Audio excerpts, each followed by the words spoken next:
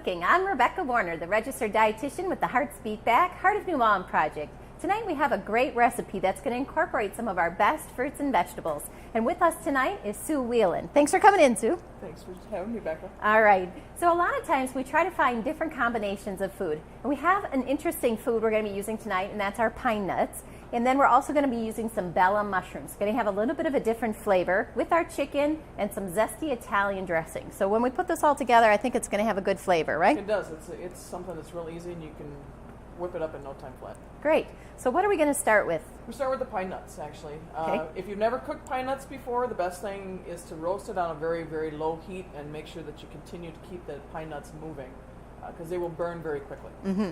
So as Sue gets that started, I want to remind you that our pine nuts are going to be a good source of protein. They are high in fiber, just like the rest of our tree nuts. Pine nuts are going to be a bit more expensive, so be aware of that when choosing those in this recipe. You can substitute those out with sliced pecans or other kinds of nuts, but it will change the flavor of the recipe. Let's take a look at what Sue's doing on the stove. All right, so did you add any oil here? No, I don't, because the pine nuts have got enough oil in it to sustain a low heat. Okay. If you're going to be cooking this on a higher heat, then yeah, I would add just a little bit of olive oil. All right. But, and that's true. We're going to see some of that, just like we would see peanut oil or other nut oil is going to leach out of these pine nuts, and that's going to coat the bottom of your pan just enough. Now you're going to see that this is going to be a fairly quick process. As soon as the pine nuts start turning a little bit of a brown, we need to pull those off or they will burn. They're a little bit sensitive. Yep. But they add a really great flavor. So now, Sue, where did you come up with this recipe? You know, my brother adds pine nuts to his dressing for Thanksgiving and stuff, and I thought I just absolutely love it, so I just started adding it to different things. And this is what you came up with, This is what I came up with. I like pine nuts in my meals. So. Good.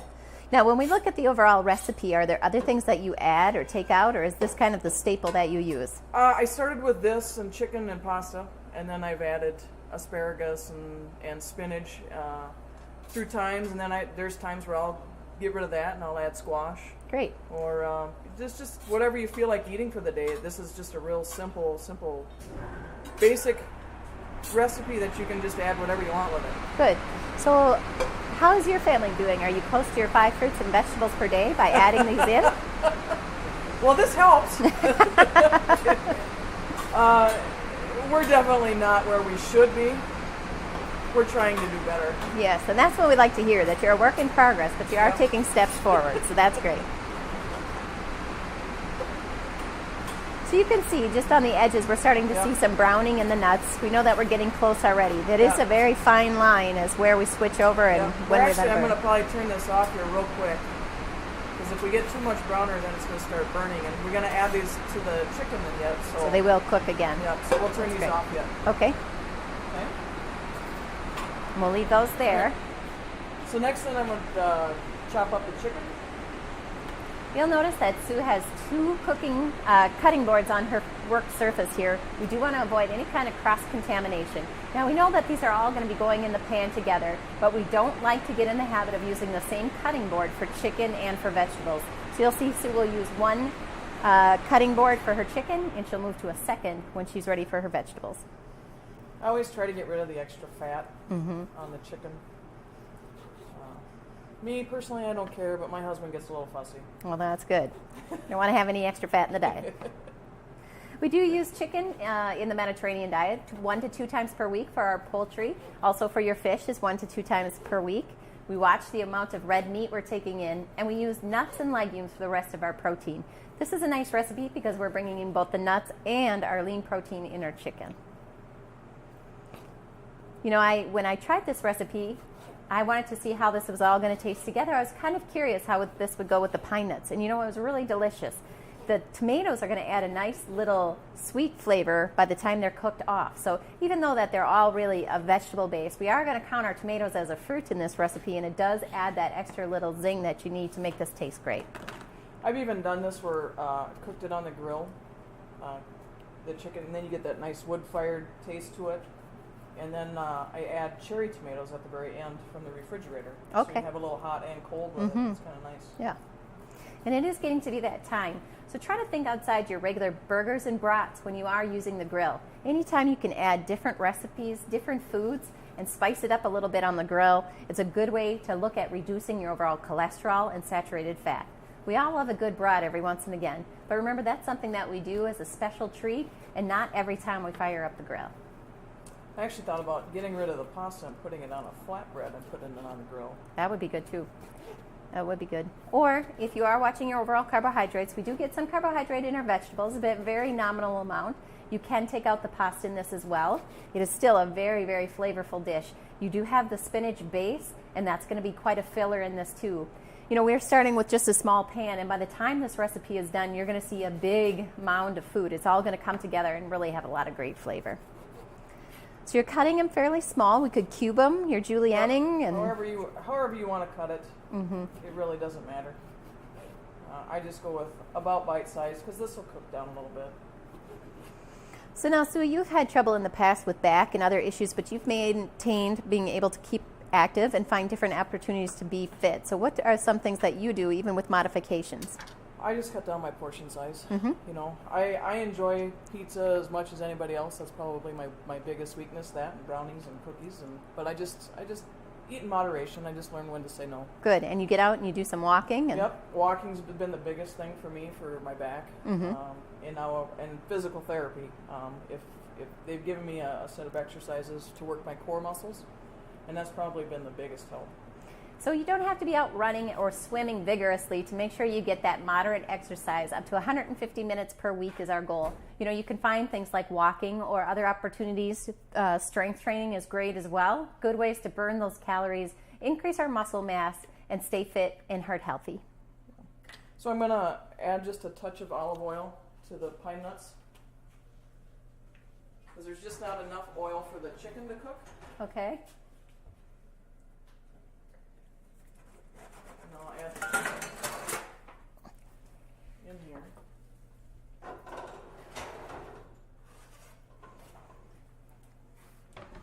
And that was just 2 chicken breasts. So we're going to make sure that, you know, this is going to add such a big meal, but we're not adding a huge amount of food in here. So you'll see that the vegetables are going to be great fillers and really be a fulfilling meal without adding a lot of extra calories.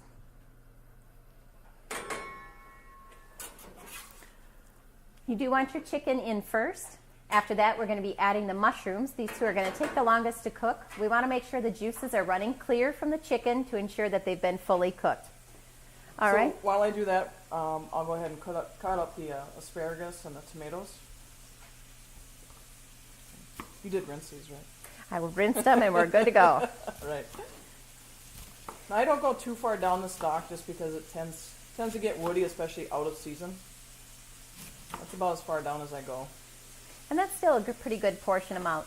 If you wanted to, asparagus on the bottom pieces here, you could eat those plain. You could eat them fresh or with a little bit of your Italian dressing if you're wanting to cut down on your waste. Most of our nutrients are going to be found in the stem, so we want to make sure we're eating as much of the asparagus as possible. So I'll go ahead and cut up tomato then. This is a regular beef steak tomato. These are going to be coming up in your garden aplenty. Like Sue said, you could add different things like your grape or your cherry tomatoes as well. All of those are going to be great fillers in this. Different things that Sue mentioned would be squash. You could add zucchini into this recipe. Pretty much anything you're pulling out of your garden would be great in this, in a nice filler. If you like onions and peppers, would be great. Those are things that I struggle with eating. I don't eat enough of them, and I don't eat enough tomatoes. I'm not one that cares for tomatoes, so I always make them in big chunks. So then that way I can always pull them out if I hit my fill. But my husband really enjoys the tomatoes. Good. And you can see how adaptable this recipe is to whatever your growing season is providing. You can put in, at the beginning of the season, your radishes would be fine in here, carrots. By the end of the season, your squash and gourds. It's really going to be a nice way to add great flavor and utilize those garden vegetables. If you haven't gotten your seedlings started, now is a great time. We want to make sure your garden is full and ready to go. This is the best way to get your most fresh produce and also make sure you're going to be cost effective. The cost of that small bag of seeds is really going to yield some great plants. Make sure you are getting your 7 to 9 fruits and vegetables that are encouraged through the Mediterranean diet. Okay, Sue, we can see that this is starting to Loose, Cook 'em it's pretty pink, good. pretty good. Yep. Now, do you normally use the same pan for your vegetables as well, or Yep, will you? I just throw it all in together. Okay. I can make sure this gets good and hot, and then I'll turn it down for the veggies. You see in my pine nuts, some of the pine nuts are starting to burn a little bit. Yep. So we'll just keep those moving. Yep.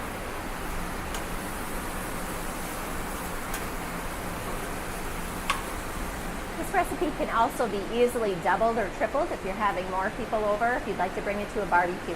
Remember, we have pretty well even portions, but you can increase your fruits and vegetables in any recipe as much as you'd like.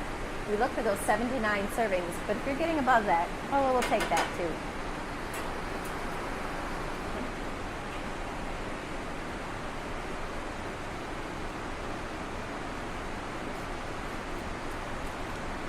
So, Sue, as you look at what you'll be doing for the summer, do you have different plans or activities to stay active and include your family? No, all we do is chase for hockey. That's pretty much all we do. No, I'm actually going to be trying to get back in the gym and get into weight training, and eventually, hopefully by October, I'd like to try to run a 5K. Good. We'll see how it goes. Good. New Ulm has been presented with some great opportunities. We have several gyms, and we've added some new ones as well. So we have our Park and Rec, Anytime Fitness, Snap Fitness. We've now added CrossFit. That's a new one. And we have Dinah Spurgeon's gym that is growing as well. There's lots of opportunities in our small community to stay active. If you need support, you're welcome to contact any of them, and they'll get you on the right plan. Find what works for you and keep at it. So I'm going to add the mushrooms now so that they can start cooking in. Yep. Mixing some of the flavors. As I mentioned, we're using a Bella mushroom, a baby Bella tonight. These are going to be a little bit higher in some of our nutrients like zinc. They're just another way to change your flavor a little bit, add a little more color, and see if we can't make this even more nutrient dense. If you're not a big fan of this, if you happen to have your own morels at home, be sure to switch those in. That would be just fine. Change the flavor just a bit and enjoy the meal that you're making. I love shiitakes. Shiitakes are great too. Mm-hmm. So what we'll be looking for is these to start leaching their liquid. We do want to see those shrink up a little bit. It does change the flavor, but that is what you're looking for. That is also going to give you a nice base for this dish. It's going to add some water in there and help kind of saute or boil all of these ingredients together. So then once those start to leach, we'll do what next? Then we'll add the asparagus. Let that cook just for a few minutes. I should actually add a little bit of garlic here with this. As you hear me say just about every week, we love garlic. There's lots of nutrients. It's one of our heart-healthy herbs that can be used. If you like garlic, add as much as possible. If you're not a big fan, you can cut back, but find things like shallots or onions that will add flavor as well as the nutrients. But garlic comes so easily prepared. Remember, 1 teaspoon is 1 small clove, and a tablespoon is this equivalent of a large clove of garlic when you buy it already minced. I'll tell you, this is much easier, and I use garlic more often when it's already prepared for me. That's something I have not tried yet, is to take a full clove and roast it. At some point I'd like to try to do that. Yeah. I think that would have a much better flavor. Yeah. The problem is if we find barriers such that if this recipe can't be completed unless we put in too much work. So Yeah. when we find these little shortcuts, it's a great way to make sure we're completing the recipe. Yeah. And I'll go through one of these large jars of garlic at probably 6 months. Oh, We use a lot of garlic. that's in our great. food. That's great. Now we are using a whole wheat penne pasta tonight. We did have those prepared ahead of time, so we didn't have to wait for those to boil. Remember, we want half of our grains to be whole grains, and this does qualify for that, so this is a good choice in this as well. If you try things like Barilla, which are going to be higher in fiber, also a good choice. Or if you want to try some of the vegetable pastas that are available and you can get your vegetable servings, that too is going to work well into the Mediterranean diet. So these will be added when? The pasta? It's probably the last thing that I add is the pasta. Okay. I cook it separately, and then so when it's hot, and that cooks at the same time as I cook everything else. So it just sort of ends up right at the same time. Good. Now you chose Parmesan cheese. Is that by preference or? That's preference. I think you can add whatever you like. I know a lot of people they like mozzarella, you know, or cheddar. You can add or whatever you like. I just like a little bit drier type cheese. And we do know that our Parmesan is going to be lower in fat, so it is a very good choice. Now it's interesting that you'll be adding spinach, so you're going to let that wilt in there. Very little. It's just a little bit of heat. Okay. I don't want to overcook it at all. So it's going to be the very last thing that we add before we add it to the pasta. Okay. And what about the olives? Do we chop those up, or are you adding those whole, or? Yeah, we can chop those up. Okay. I made this afternoon, like I said, and I left them whole, and they did add a lot of good flavor that way as well. So again, many of these are open to personal preference, how you like it, and what your family really asks for. So yeah, now that's another convenience. I'll get the sliced ones. Yeah. It would make it a little easier.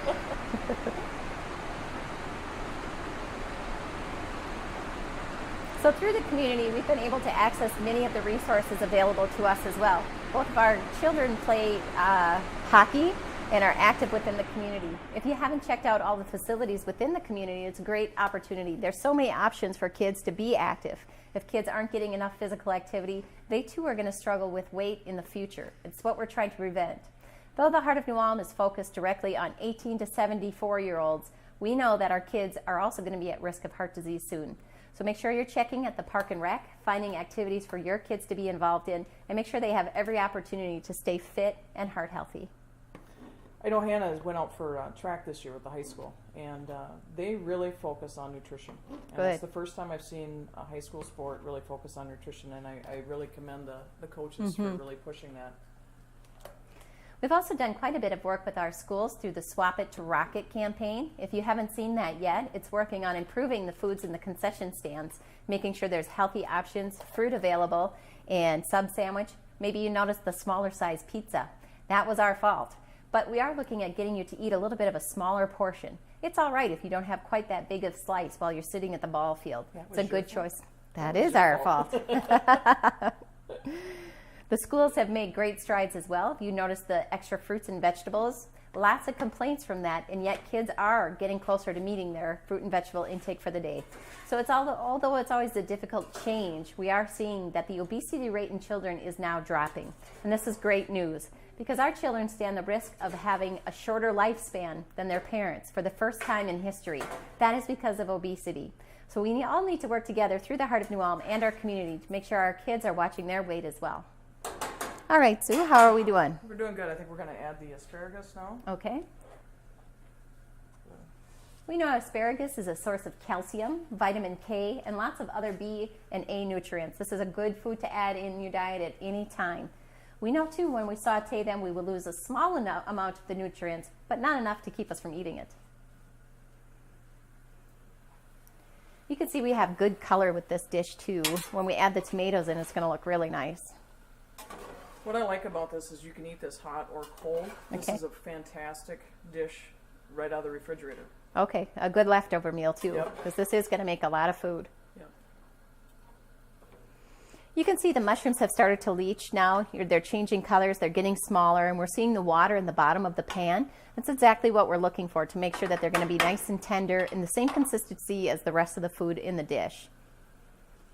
How are those pine nuts doing in there? They're doing good. Good. There's enough fluid in there now for them to So not worry about not burning. Okay. So next in the pan, we could probably throw these items here. all right. Tomatoes and the olives. Remember, tomatoes contain lycopene. That's going to help prevent cancer and take care of our heart. Olives just taste good. They actually have good nutrients to them too, but they do taste good. We're going to add all of those in there. Your olive is kind of a natural salty flavor to it. That's what I like. Yeah, and it does have olive oil in it, obviously. So that is our good fats. Remember, that helps bring up the good cholesterol and bring down the bad. So even though it adds some calories, those are calories that we want to incorporate into our diet. Yes, your pan's getting quite full there. Yep. Not too much more is going to get to go in here. Okay. All right, next up for your add-on list. I add just a little bit of lemon juice for some flavor. Okay.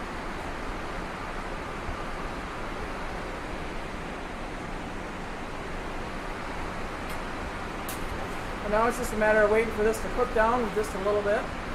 Let the asparagus cook through just a little bit. Okay. Don't want it to cook too much. Yes, the asparagus will become tender very quickly, so this is going to be a quick process here. Okay.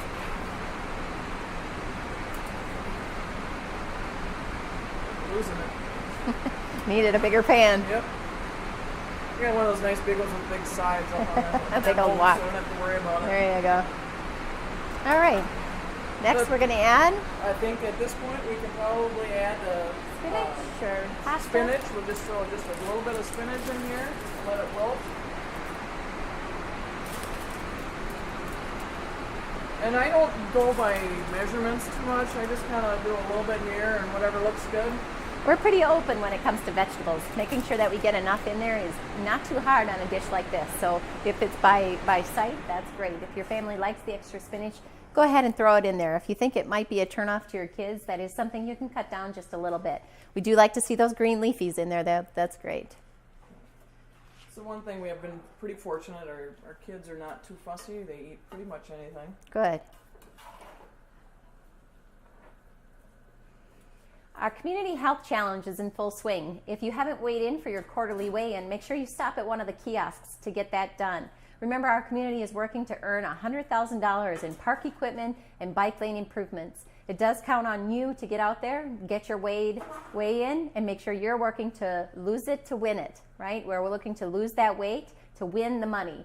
This is not just beneficial to you as an individual, but for us as a community. These are improvements that will help bring in new businesses and make our community more attractive to others, and it's going to make it enjoyable for all of us. So if you're part of our Community Health Challenge, check your kiosk and make sure you're getting in for your quarterly weights. I think we could probably dish this up. All righty. We'll grab a plate as you want to add the pasta.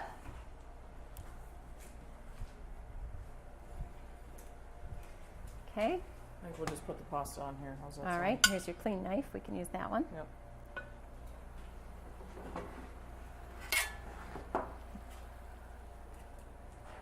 I'll come on the other side, Sue.